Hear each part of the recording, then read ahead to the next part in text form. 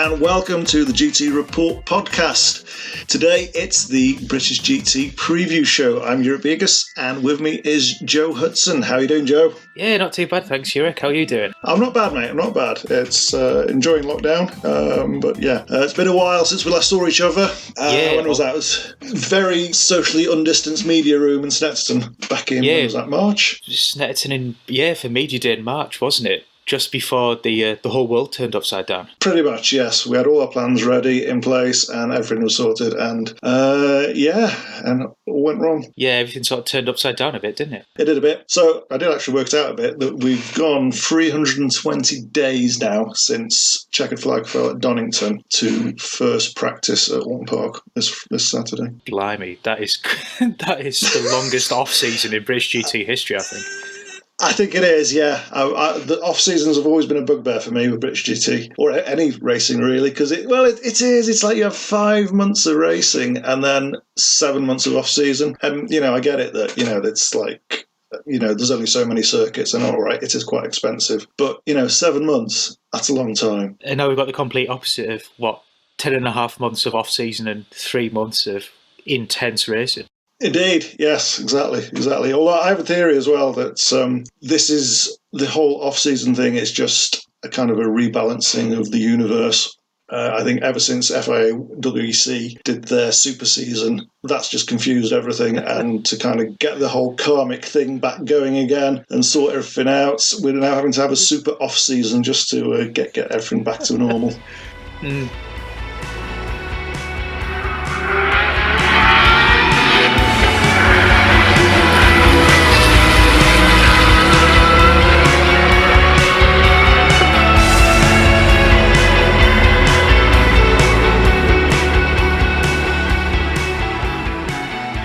So we're off to Oulton Park this weekend, followed by a week off, then to Donington, followed by another week off, and then Brands Hatch, which is in its traditional space on the calendar, the final weekend of August. Then into September, it's back to Donington for what would usually be the finale and the Donington Decider. But instead we carry on to Snetterton before finishing at Silverstone in September, which will be so nice. I think that will probably take the record as possibly the coldest British GT race on record. I know I've been to Silverstone in November for the Walter Hayes Trophy, which is, if you don't know, an absolutely massive Formula Ford festival, and that's generally the same weekend, and that's possibly the coldest I've ever been at a racing circuit. So, yeah, I hope Pirelli's tyres can do well in very cold conditions. It's going to be a test for them, isn't it? The only thing I'm looking forward to that is Silverstone is just one massive expanse of concrete, and taking photographs through heat haze is not fun. So at least the one benefit is there won't be any heat haze to worry about. So yay! But speaking of the calendar, I mean, you have to praise SRO for getting in what is a 9-race season. That's only one less than last year. I mean, it's sad that we're not going to Spa, but you can't say we've got a lack of racing this year. No, absolutely right. I mean, they've done a really good job getting this in. Very impressive. I'll be honest, I'm not going to particularly miss Spa. It's a great circuit and everything, but I'm just trying to drag camera gear around that place of all the hills. I hate it. So I'm sorry. I'm just going to have to go against the grain on that one. I'm not going to miss Spa at all. But yeah, I don't think many will agree with that. Well, anybody who disagrees, that they can come and be my bag carrier next time I'm shooting at Spa, and then we'll see how they feel. I think what I like about the calendar this year as well is just the variety of races. Obviously, Oulton Park this weekend, we've got the traditional 2 1-hour sprints because of the size of the pit lane, so it doesn't allow for any longer race. But you look at Oulton Park for races 3 and 4, the first is a 2-hour race, and then it's followed up by a 60-minute sprint. So you sort of have to think of tactics there, don't you? Do you go all out in the 2-hour race? Because obviously you get fewer points in the shorter races. So it's going to make a lot of people think. Then, I mean, Brands Hatch is a 2-hour. The second trip to Donington Park is another 3-hour race. I think that's the first time Donington Park's held a race longer than 2 hours for about maybe 5-6 years, I think. Yeah. Then back to Snetterton, as you say, we've got two 60-minute sprints again because of the size of the pit lane, and obviously, the blue ribbon Silverstone 500, which is another 3-hour race. So we've lost the 2 hours from Spa, but they're certainly making it up in other places. I think the actual driving time is about the same. I don't think that there's been any kind of drop in driving time, which is pretty impressive, really. Just to finish off as well, of course, the other big change in the season is new title sponsor, which we failed to mention. It is now the Intelligent Money British GT Championship. So good to see a nice new sponsor come in and joining.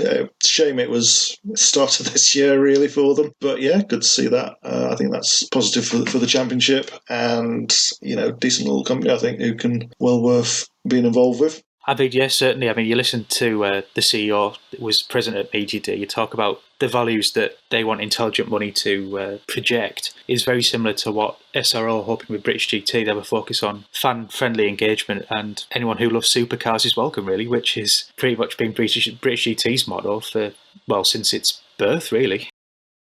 So looking at the entry list, from Media Day, we had a full season entry of 34 cars. That's now down to just 21, which breaks down as 12 GT3s, down from 18, and 9 GT4s, down from 16.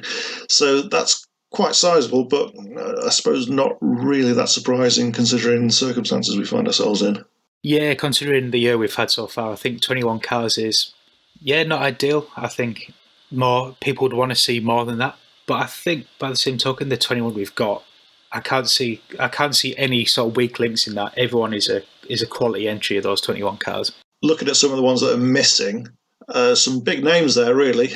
We've got both from GT3. We've got both TF Sport cars have gone, which includes reigning champions Graham Davidson and Johnny Adam, and also Tom Canning misses his step up to GT3 from GT4. And of course, we're missing Ahmed Al-Harthy's return from what was the Blancpain GT series back to British racing. Yeah, indeed.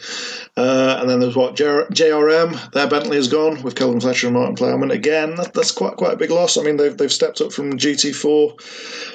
It was going to be the big move for them, and all over. Yeah, I mean, obviously they won the Pro-Am Championship last year in a Beechstein Aston Martin, and to be honest, I could have seen them doing pretty well in that JRM Bentley. I think they'd have had a decent run at the title. Yeah, absolutely. We've also lost the single Porsche, which was GCAT. They've gone that was the AM entry, and JMH, their Lamborghini, which was going to be driven by John Seal and Adam Hatfield and Jordan Witt, that's also dropped out as well. Yeah, it's a shame to see them drop out, but I think the season we've had, the tightness of the calendar as well, I think, as we've mentioned, there's 9 races in 3 months, and I think a lot of these drivers, especially on the AM side, they have their own businesses, so how the economy's been affected with coronavirus, I think they've just had to focus on the businesses, and I think on the pro side of things, with how tight the calendar is with things like WEC, the ELMS, GT World Challenge,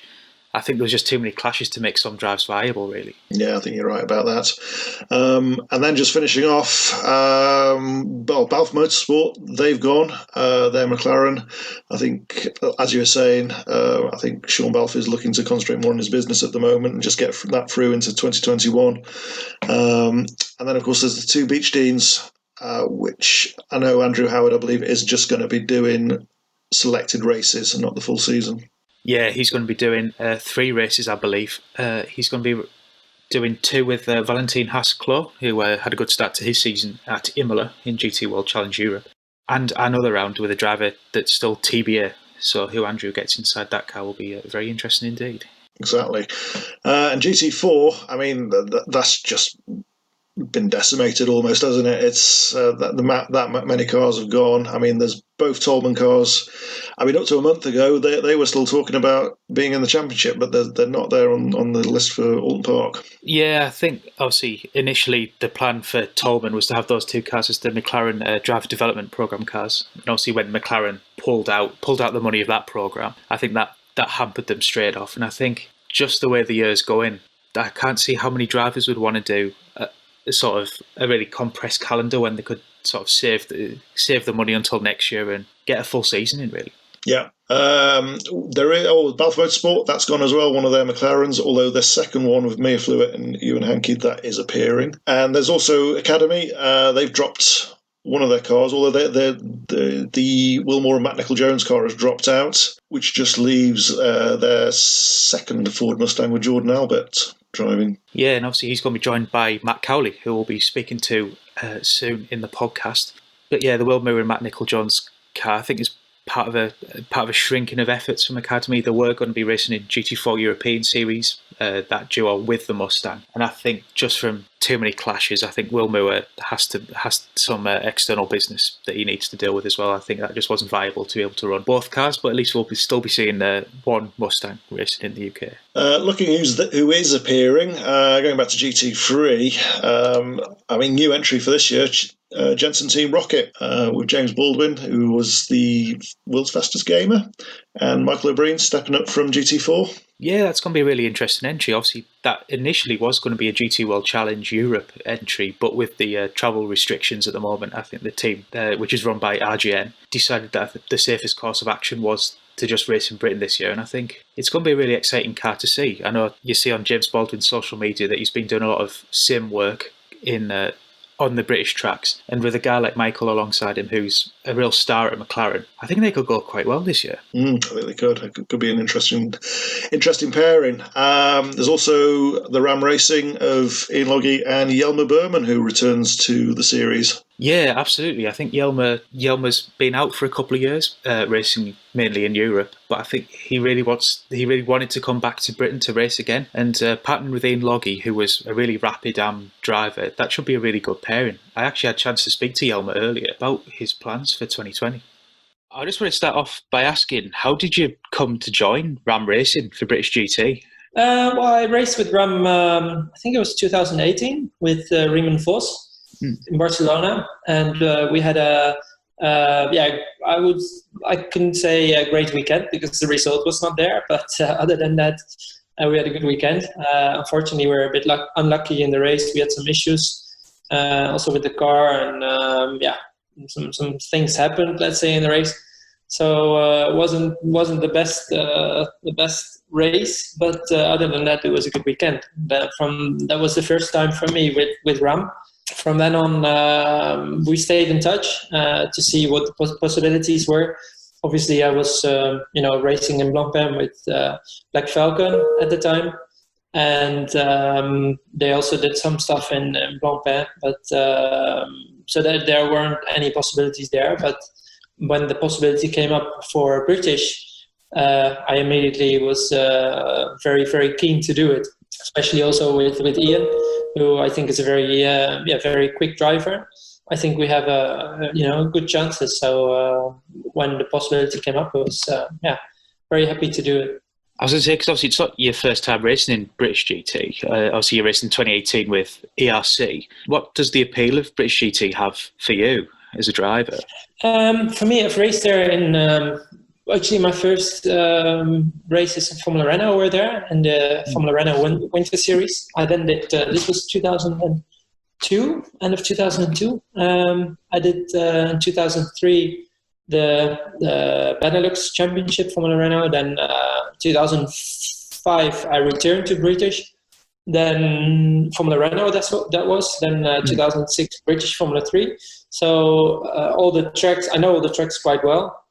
And I think in the UK you have the some of the most original tracks. Obviously in Europe, most of the tracks have a lot of tarmac all the way around, a lot of runoff areas, very safe. And in the UK it's a bit different.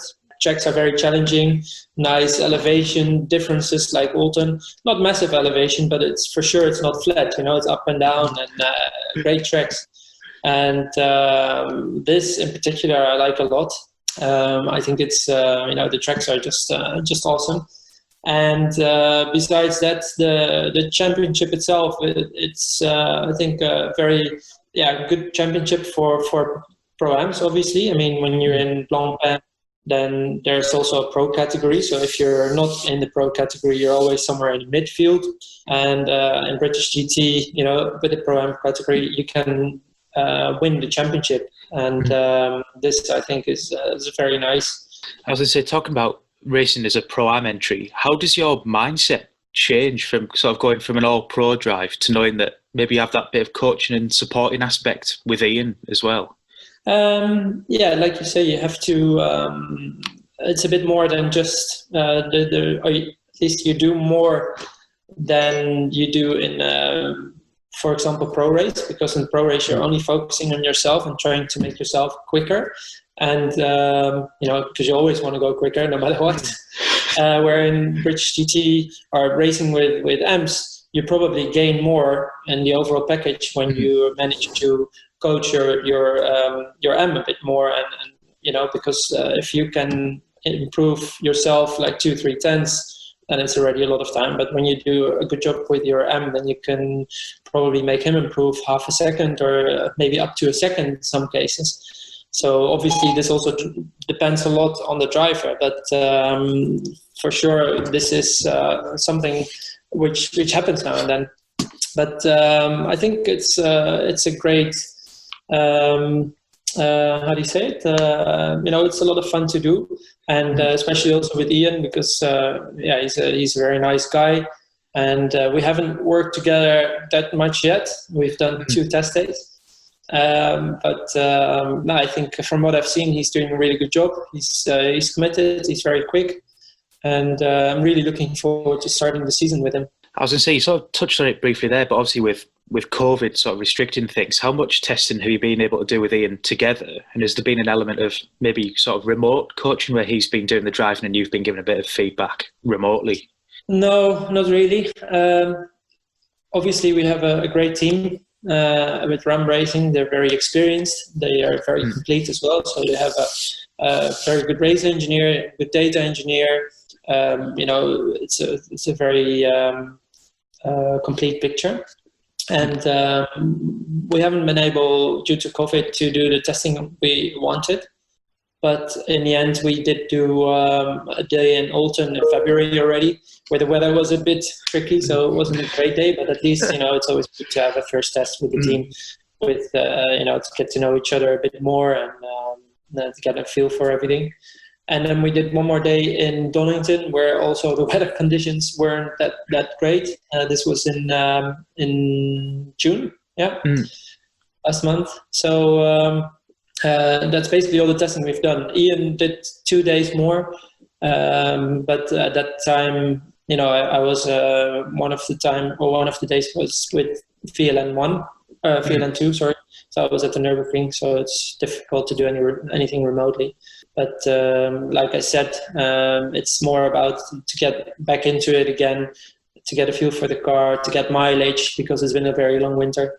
And it's good to just do the running, and you don't necessarily always need the maximum coaching. And besides, like I said, Ian was already and good speed, and I think driving always helps. But I think he's definitely ready for the championship to start. And I think for you personally as well, does it help? As you say, you've done all the VLN races so far this year. Does that sort of give you an advantage that you've actually had that race experience, where quite a few GT3 drivers maybe haven't had the same amount of mileage so far this year? Yeah, I've only done NLS, as it's called now, NLS 2 and 3. I said it wrong as well at the beginning. But anyway, NLS 2 and 3. For sure it helps. I don't think it's the same, because I think the approach on a Nordschleife is a little bit different than on a GP circuit. On the GP circuit, you're absolutely pushing to the max, and in the NLS you're also pushing, but on the Nordschleife it's slightly different, I would say. So for sure it helps to have to have 2 races under the belt already, warmed up a bit, and it's always better than to start without, to start cold basically into the championship. But also I think most of the drivers have been doing some sim racing and stuff to, in a way, keep warm. And I think altogether, it helps to start the championship. What do you think the competition's going to be like? Because there's still sort of quite a large GT3 entry. Yeah, I think I saw some changes, like some cars dropped. Then a car an extra car added, then they dropped as well. So there has been some change, but I think for sure it will be a very competitive field again. I mean, in the end, it has been a competitive field for the last, I don't know how many years. I don't think it's ever been weak, to be honest, which is a great thing because, when I compete in the championship, I appreciate it a lot when it's competitive. I enjoy it, let's say. And, the battles we've had in 2018 with Sørensen and Tim and, all the guys that were there, the quick guys was really great. And, I'm looking forward to that kind of racing again this year. And talking about the calendar as well, it's only one race shorter than sort of the calendar as it launched at the start of the year, but it's sort of shortened into a gap from August to November, so the rounds come up quite quickly after each other. Does that change the mindset at all, knowing that basically the whole season's going to be finished in 3 months? No, not really. I mean, everyone's eager to start again, and we've been waiting so long that I think no one really minds that they, the races follow each other up, and also in the UK with the weather, that might be getting a bit worse towards the end of the year. Yeah. It's good to get most races done as soon as possible. It is a shame, however, that we lose the race, that we lose the Spa race, because obviously Spa is always a great track to race. And also, the format, I think there is pretty good. As in, the only racing I usually do in Spa is the 24-hour, which is quite different than a 3-hour race is for a 2-hour races for British. But anyway, I mean, looking at it positively, at the moment it looks like we have a 6-race calendar. Hopefully that we'll be able to do all 6 of them. Obviously, it's still a bit unsure what's happening. I mean, we hope for the best, but it could be different. And let's just look at it positively, and then 6 races are great. It must be nice as well to have that sort of, it's not just 6 2-hour races, it's a couple of 1-hour sprints, there's a 3-hour race, there's 2-hour races. Is it nice to have that variety as well, rather than knowing that every weekend it's the same sort of thing? Yeah, definitely, because it's a bit, even though an hour race is also, I mean, an hour race is more a sprint race, a 3-hour race is more an endurance race. Although I think for most drivers, if you ask them if they approach it differently, I don't think you'll get the answer they do, because everyone's always pushing to the maximum. But still, for sure, it's a bit different, feels different. And, you have, instead of 1 race, you have 2 races in a weekend, 2 starts. So from that point of view, 2 chances. So from that point of view, I think it's a lot of fun. And that's also one of the advantages of British GT, where, you have that variety. And I think that's a very good thing. Thanks for speaking with us, Yelmer. Good luck at the opening round of the season, and hopefully we'll speak to you again soon. So, going back to the entry list, we have Team ABBA, Richard Neary and Sam Neary, a father and son pairing, stepping up.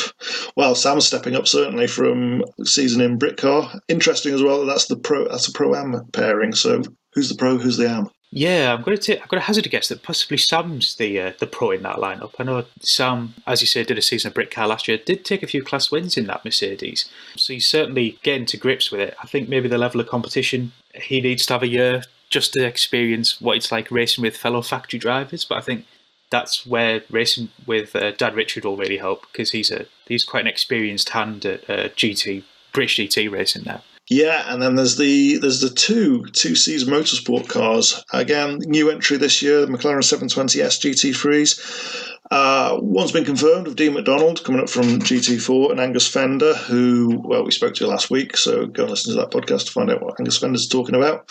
But then there's the other one, which, well, TBA at the moment. Yeah, if you look at the full season entry list, it should have had Issa Al Khalifa racing alongside that.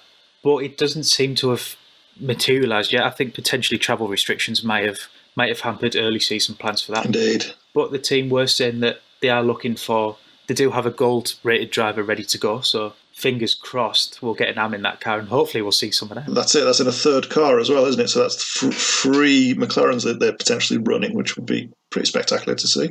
WPI Motorsport, they're back again with Michael Ogo and Dennis Lind, and also Frank Pereira stepping in for a few rounds. Yeah, obviously where clashes dictate, Dennis will be stepping aside for Frank. I think that would be a decent odd lineup. That I think obviously we know Dennis and Frank are sort of well versed in how to drive a Lamborghini Huracan quickly. I think last year showed that I think even Michael's really getting to grips with that Huracan now. So I think, yeah, there'll be ones to watch out for, certainly. Definitely. And welcome return for Duncan Cameron and Matt Griffin, who bring their Ferrari 488 GT3 back to the championship. Yeah, we've certainly had too many years without a Ferrari on the grid. And I mean, you couldn't get two more experienced racers than Matt Griffin and Duncan Cameron in Pro-Am Ferrari racing. Absolutely. They took a few wins last time they were in the championship, so hopefully they'll be able to replicate that again. And then there's the more GT4 graduates with Nick Jones and Scott Malvern stepping up to the Bentley Continental GT3 of Team Parker Racing. Yeah, obviously we spoke to them earlier in the season, and that interview's available on GT Report. And speaking to Scott, he said the pair feel they've sort of achieved everything they could in GT4. They were a Pro-Am lineup, and GT4 is predominantly silver, so trying to go for an overall title is always tricky when you have an AM going against the silvers. It'll be interesting to see how they're going. They're sticking with the same team as they did in GT4, so I think they've got known expertise behind the scenes, and Team Parker are no slouches at running Bentley, so could be a good combination. Could be, yeah. RAM Racing, they have a second entry. That's Sam Dehan and Patrick Kialis stepping in. Yeah, Sam did very well last year. In fact, him and Johnny Cocker were championship contenders in the Baubel Lamborghini. Sam was regraded over the winter, which meant he couldn't continue with Johnny. Johnny's a gold, Sam is now a silver. But thankfully, Patrick Kuyala was available as a silver in the lead in the Silver Cup charge. Barwell, they're back as well. They're running their usual two-car efforts. Adam Ballum and Phil Keane, who, well, you know, they're going to be favourites for the championship, or at least in my book, they're favourites for the championship. I think it's potentially going to be Phil's year this year. And then in the other car, we've got Rob Collard and Sandy Mitchell. Again, Rob, very experienced in touring cars, having to play in GT3. Yeah, if you look at the number 72 car, obviously Adam is a very experienced AM driver now. Last year he maybe made one or two mistakes, but generally he was all right. And then partnering with Phil Keane, it's just a wealth of experience, really. I mean, Phil's been a championship contender for at least the last 6 years. There's no reason why he won't be again this year, but you've got to hope that the bad luck that seems to befall him all the time finally ends. And yeah, as you say about the number 78, Rob Collard, if anyone is a follower of the British Touring Car Championship will know of Rob's exploits in predominantly BMWs. And I mean, he knows British circuits like the absolute back of his hand. So pairing him with Sandy Mitchell, who has had a good few years in the Lamborghini Super Trofeo and races in GT World Challenge, I think that's a really strong pairing. I think it is. I think you're absolutely right about that. And finishing off, Optimum Motorsport with another McLaren 720S with Ollie Wilkinson and Lewis Proctor. Yeah, Ollie Wilkinson obviously took the Silver Cup title last year and the overall win at Spa. That was in an Aston Martin, but with the same team, so they've still got some similarity going up to the McLaren 720S. Ollie's also racing in Europe, so I think this is probably an opportunity just to get some more experience behind the wheel of the McLaren. And the big surprise really is that there's no Aston Martins in GT3 at all. I mean, from a championship that a few years ago was almost a single make championship for Aston Martin. Now, nothing at all.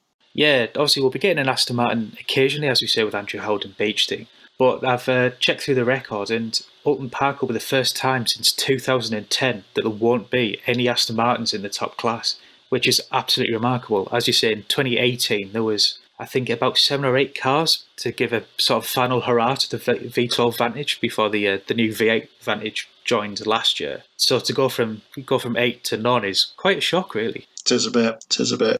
But there are a couple in GT4 because TF Sports, they're not entirely leaving the championship. They are still there and providing 2 cars for Conor O'Brien and Patrick Kibble and Jamie Caroline and Daniel Vaughan. Good pairing there for Conor O'Brien and Patrick Kibble. Yeah, obviously that team won the championship in GT4 last year as well as GT3, so you can just proves how experienced they are. Conor and Patrick have a year under the belt, so they know what they're doing. Jamie and Dan likewise. And I think you've got 4 young drivers who really want to prove themselves this year, and potentially with TF Sport behind them, this is probably the best chance they'll get of really just dominating the championship, to be honest. And Balfour Motorsport, Their other GT4 is there, the 570S McLaren, Mia Flewitt and Ewan Hankey. And also we've got the Toyota Supra. I think a lot of people are going to be interested to see that car. Is it the only one in Europe, or is there's not many of them, is there?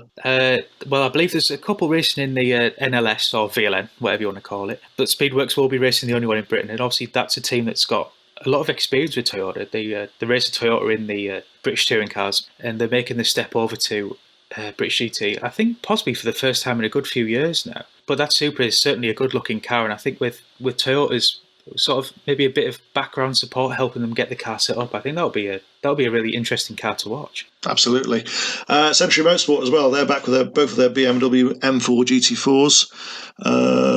Luke I should be able to pronounce this, shouldn't I? Shedzhikovsky and David Whitmore in one car, which is an AM entry, and then Andrew Gordon Colebrook and Ben Hurst in the other car as a silver entry. The number 33 is obviously, as you said, the all-arm entry. That's a graduation for both Luke and David. They raced BMWs in the 750 Motor Club's Club Enduro Championship. That's actually going to be racing under the Team Tegawa banner for this year. That's only a part season entry. Their first round is obviously at Oulton Park. I can't think how many rounds they're doing now. They're doing a good few though, but the clashes have meant they can't do a full season. And as you say in the other car, I mean, you've got two really experienced GT4 drivers there.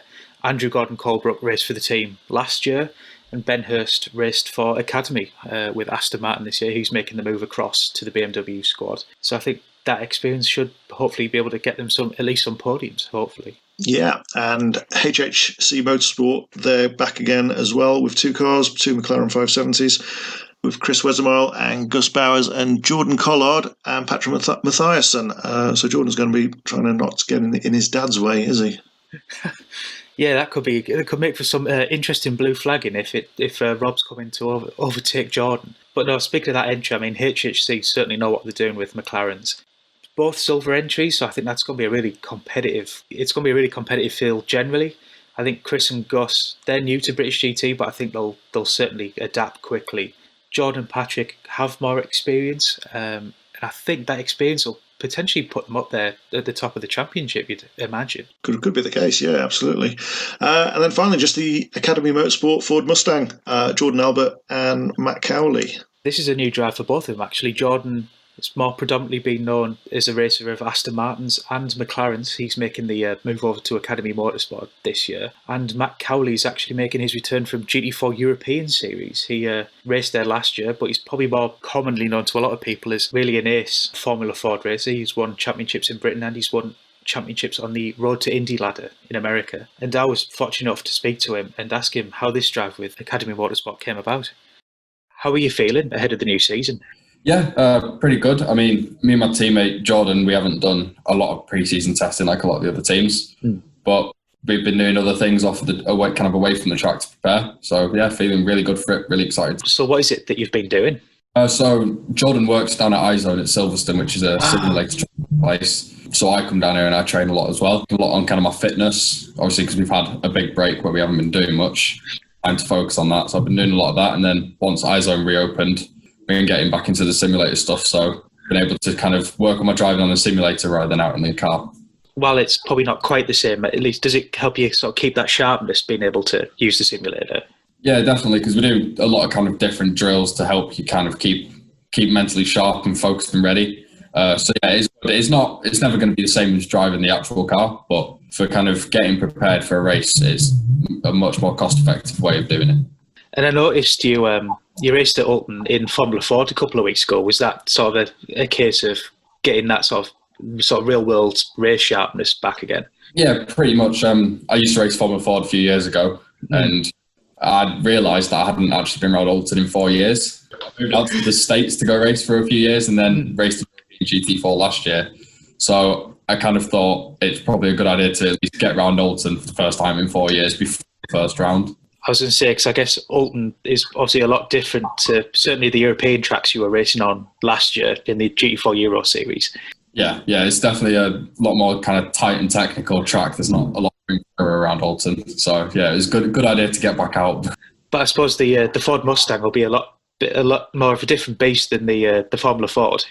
Oh yeah, definitely. I mean, car-wise, it probably wouldn't have been worth it to get out, but just for track familiarisation, stuff like that, getting a bit more kind of race experience since we've all been out of the car for so long, it was definitely worth doing it.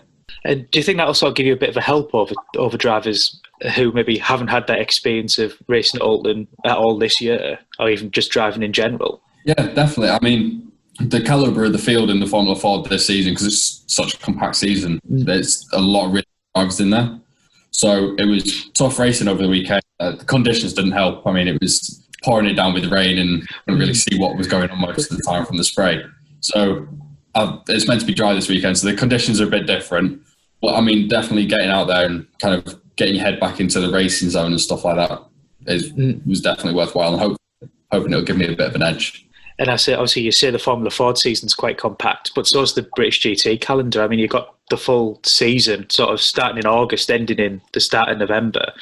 Does that, how tight that season is, sort of change how you approach it, perhaps, or is it not much change?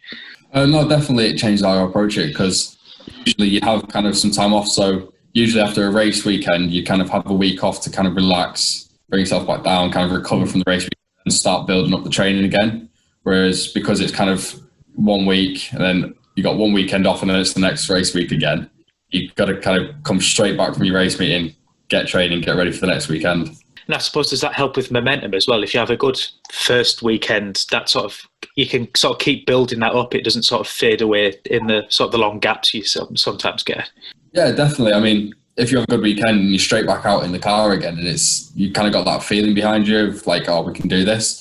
And it works the way the other way as well. Like if you have a bad weekend, then you get back out in the car quickly, not have to kind of sit there and think about it for too long, and you get to kind of right your wrongs. Now, going on to the drive, obviously you're sticking with Academy Motorsport this year. How did that deal come about? Because obviously you raced in Europe last year, now you're back in Britain racing the Mustang. Yeah, so we signed with them last year, obviously down to kind of the Aston Martin Academy and stuff like that, and then we had the change of car this year, and we had tested the car kind of towards the tail end of last year, just had a few laps in it, it was like, and the car was really good. And I get on really well with the team. They do a professional job, really good with the car. So we wanted to sign up, but we had to kind of wait for kind of some sponsorship to come through, some partners to kind of help the funding. So we ended up managing to sign up, which was really good. And then just kind of looking forward to starting the season with them. Does it help sort of when you're learning a new car like the Mustang, does it help that you're sort of sticking with the same team, so you sort of have that sort of constant when you're learning something new? It's not as if I'm learning everything new, because the way they operate, I already know now, which is good. So it's just kind of learning the car. And with the Multimatic engineers that we have as well, they're so good at what they do that we about the car going into it. It's literally just because we haven't been doing much testing. It's just the driving part that we've got to get used to. We know where all the switches are, what they all do, everything like that. We've been given data and stuff to look through before the race meeting, which is good. And I suppose, does it help, obviously you're working with Jordan Albert this year, does it sort of help that you're sort of learning the car at a similar-ish rate, so you can sort of bounce off each other a bit more and sort of give each other advice on anything that you might need to? Yeah, definitely. I mean, me and Jordan, we're actually friends away from the track anyway. We hang out a lot and stuff like that. Really good for a pairing, yeah. And yeah, I mean, I know he's a really good driver, so it's good to be able to have a good teammate where you can learn bits off, and hopefully you can learn some stuff off me. We can just improve each other as we go along, basically, and only get faster. So speaking of GT4 generally, I mean, the class this year is maybe a bit smaller than it has been in the past, but I mean, it's still got a lot of quality in there. So I suppose, how do you rate GT4 going into the season? Yeah, I think it's going to be a really tough season. I think kind of the people that have left are really the only people that were kind of doing it for fun, not looking to kind of be serious and look to win a championship. So I think that most of the people that were going to be up front are still going to be there anyway. So it's still going to be a really tough season. So yeah, I'm still looking forward to the racing, yeah. Obviously, it makes it more competitive. I think you look at the entry list, there's like one Pro-Am, one All-Am, and then the rest are all Silver Cup, like yourself and Jordan.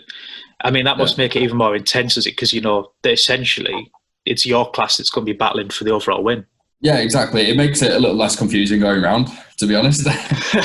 You're not wondering who you're actually racing at the time. So it helps in that sense. But yeah, I mean, at that point, you know that you're racing everyone for position, basically, for fast win and stuff like that, which is going to make it tough, knowing that like you've got to get past this person to get to the next one and stuff like that.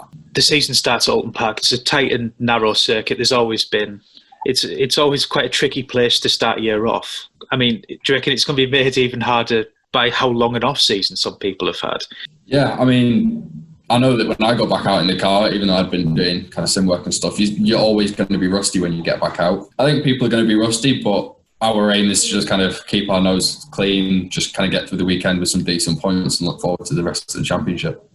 Yeah, I suppose it goes back to the question of how compact the calendar is. Is it sort of more important in those initial early rounds? Because I think we've got 3 rounds in the month of August? Is it sort of more important to sort of get the points banked in rather than sort of risk it to go for a win and potentially crash out, and that could affect you for the rest of the month?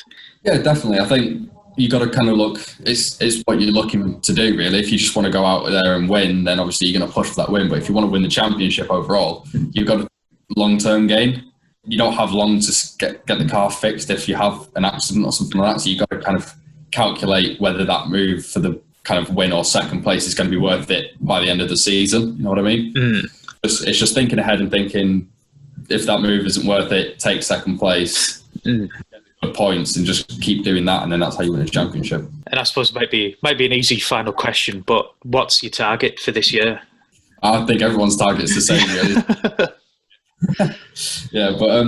I mean, obviously the aim is to win the championship, but the other aim is to have fun as well. I mean, it's meant to be enjoyable for everyone. So, yeah, hopefully me and Jordan can have a good time and come away with the championship. Yeah. I suppose it must give you confidence that the Mustang was such a contender for race wins in the championship last year that you've got a good base to push on from for the start of the year. Yeah, exactly. We know it's a good car. It got proven that last year. It's got its weaknesses that we know about, which obviously not going to talk about. But yeah, it's got its weaknesses, got its strengths as well. So we know where we can push and what we need to do. So it's just go in there and kind of stick to the race plan that we've got, and hopefully it'll help work for us and come away with a win. Yeah. Thanks for your time, Matt. That's much appreciated. Good luck at Oulton Park, and fingers crossed we'll be speaking to you later in the season.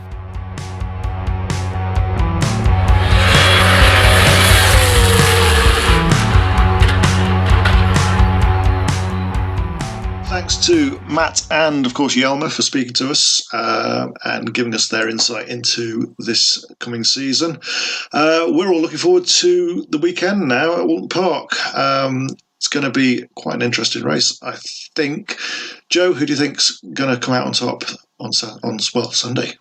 Well, I mean, Oulton Park is one of those tracks that you can never quite predict who's going to win, especially after, 10 months away from racing. But I think the Lamborghinis have always gone well here. Phil Keane has been a race winner here in the past. But then, by the same token, the Mercedes have done well as well. So I think, try not to sit on the fence too much, but I think I'd maybe put money on maybe a Lamborghini or potentially even Yelmer Buurman. Yeah, that could be a good shout, I think. And of course, it's a summer race for a change. Normally, we're freezing to death, or indeed having a race curtailed by biblical rainstorms. So hopefully, looking at the weather, it's going to be a nice day, and we should have a full race to enjoy. Yeah, it's going to be a rare occasion at Oulton Park where we get 2 full races in. I mean, 2018, the whole second race was entirely cancelled because of, as you say, absolutely biblically wet weather. It's going to be nice weather, which I think might throw some people off, to be honest with you. I think everyone comes into Oulton Park preparing for rain, to be honest. I think they do, yes. Well, I'm certainly looking forward to it. It's my local race. I'm just down the road from the track, so I will definitely be there, and I'll be definitely having a great time watching that. So I think that's about it for our Intelligent Money British GT Championship preview. So please keep an eye on the website, www.gt-report.com, for Joe's big preview piece about the British GT Championship. And keep an eye out on our social media channels for updates from the opening round at Oulton Park, because we are going to be so busy.